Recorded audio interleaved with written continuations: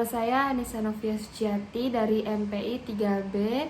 Saya di sini akan menjelaskan dari MK Perencanaan Pendidikan dengan judul bentuk-bentuk pendekatan perencanaan pendidikan.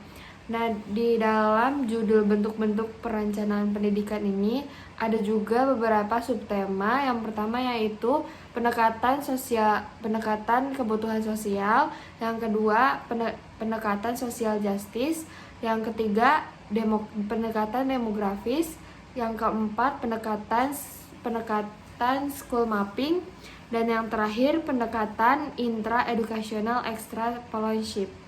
Nah, yang di sini saya akan menjelaskan tentang pendekatan perencanaan pendidikan. Apa itu pendekatan perencanaan pendidikan? Perencanaan pendidikan adalah merupakan serangkaian asumsi dasar dalam memecahkan berbagai masalah yang saling berkaitan, berdekatan fungsi mendeskripsikan hakikat yang akan dilakukan dalam memecahkan masalah yang akan dihadapinya. Pendekatan dapat berwujud pada cara pandang, filsafat atau kepercayaan yang dipercaya kebenarannya, sedangkan berbicara tentang perencanaan pendidikan. Nah, itu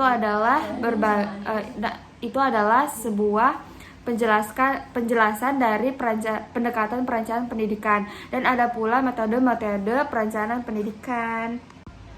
Metode perencanaan pendidikan yang pertama adalah metode MENS atau Words and Analysis. Dalam kurung analisis menganalisis alat, cara, tujuan. Yang kedua, metode input atau output. Yang ketiga, metode economic analysis atau analisis economics. Yang keempat, ada metode account diagram atau disebut diagram sebab akibat. Dan yang terakhir ada metode Delphin. Nah, itu adalah kelima metode cara pendekatan perencanaan pendidikan. Baik, saya di sini akan menjelaskan tentang subtema yang pertama, yaitu tentang pendekatan kebutuhan sosial. Apa sih yang dimaksud dengan kebutuhan sosial ini? Nah, kebutuhan sosial ini adalah semua interaksi yang tidak dapat dihindari untuk menjamin kesejahteraan subjek dalam lingkungan dan konteks sosial. Kebutuhan ini tunduk pada pendekatan psikologis dan bersama dengan kebutuhan lainnya, membentuk spektrum kelangsungan hidup dan kesejahteraan yang dibutuhkan pria dan wanita untuk kehidupan yang utuh. Dan ada pula contoh dari kebutuhan sosial. Yang pertama adalah contoh dari perasaan atau kejiwaan yang dimiliki setiap manusia. Yang pertama yaitu memiliki rasa persahabatan, rasa cinta, rasa kasih sayang, rasa yang untuk meluangkan waktu, rasa memiliki dan kasih sayang, dan rasa hormat kepada orang yang lebih tua. Nah, kemanusiaan di samping ini adalah manusia yang dianggap sebagai makhluk sosial, sehingga dapat ditegaskan bahwa kehidupan tanpa interaksi dalam bentuk apapun dapat menimbulkan aspek negatif dalam perilaku manusia. Nah, manusia itu tanpa interaksi itu bakalan negatif aspeknya karena minimnya berinteraksi. Dan ada pula jenis-jenis kebutuhan sosial sebagian berikut. Baik, jenis-jenis yang pertama adalah jenis pengakuan dan kasih sayang keluarga. Seberapa penting kita untuk pengakuan dan kasih sayang keluarga? Itu adalah sangat penting karena keluarga adalah bentuk pertama dari komunikasi, dan di dalamnya gagasan pertama tentang interaksi sosial ditimbulkan. Setiap anak melihat orang tuanya sebagai panutan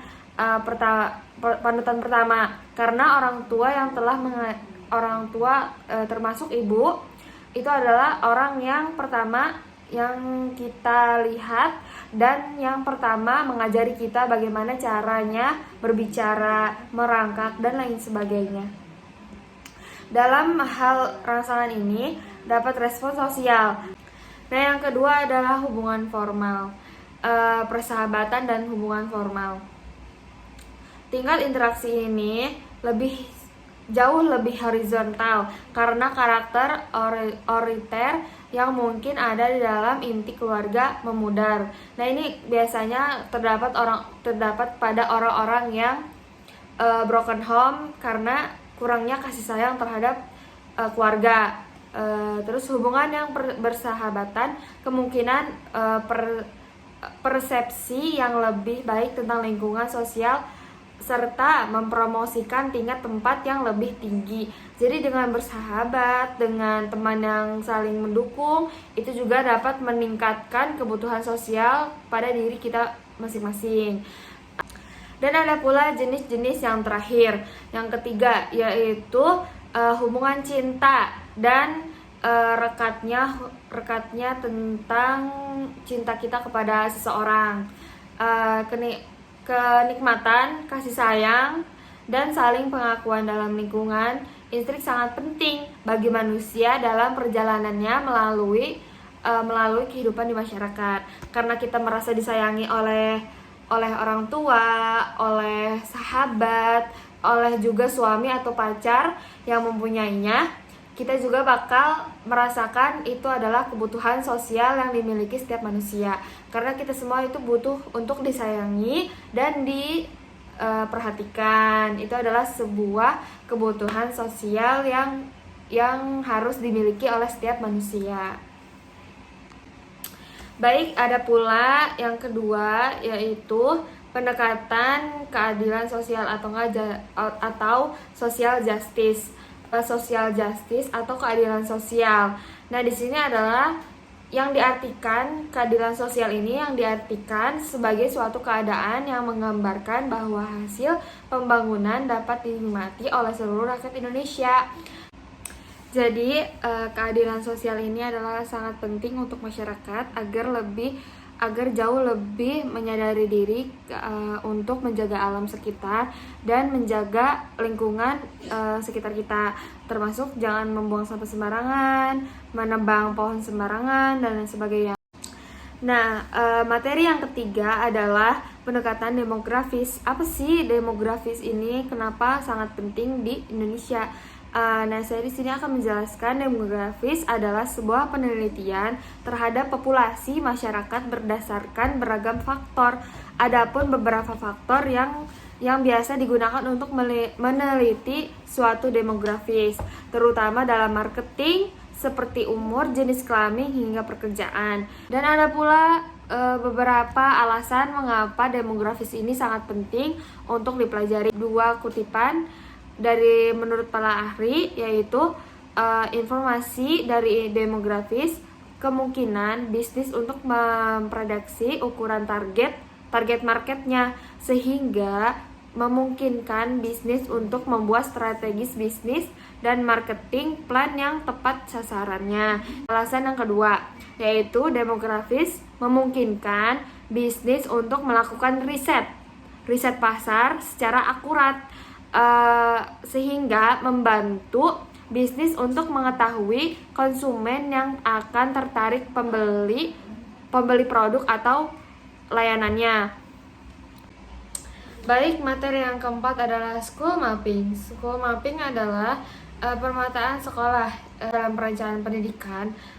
Semula dikembangkan oleh perencanaan pendidikan di Perancis tahun 1959 dalam usaha memecahkan persoalan pembaharuan struktur pendidikan di negara tersebut, yaitu negara Perancis, serta kegiatan riset untuk memenuhi kebutuhan real. Kemudian secara intensif diuji oleh IIEP, yaitu International Institute for Education Planning.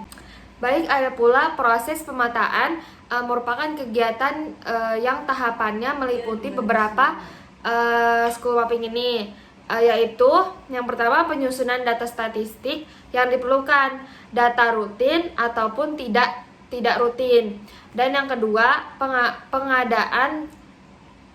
pengadaan peta dalam skala tertentu, dan yang ketiga penetapan standar tentang sekolah, luas ruangan, peralatan yang diperlukan, sasaran yang harus dicapai pada waktu tertentu, dan standar yang relevan. Dan materi yang terakhir atau subtema yang terakhir yaitu pendekatan intra-edukasional extrapolation. Pengertiannya yaitu pendekatan intra-educational extrapolation adalah perencanaan pendidikan yang berbasis pada data yang tersedia. Konsentrasi perencanaan terpusat hanya pada salah satu aspek atau program yang sudah jelas. Pengertian intra-educational extrapolation menurut para ahli yaitu merujuk pada proses menggunakan data atau informasi yang ada di dalam konteks pendidikan dan lembaga. Nah, berikut adalah referensi-referensi yang saya dapatkan. Sekian dan terima kasih. Apabila saya ada kesalahan, saya mohon maaf. Billahi taufiq wal hidayah. Wassalamualaikum warahmatullahi wabarakatuh.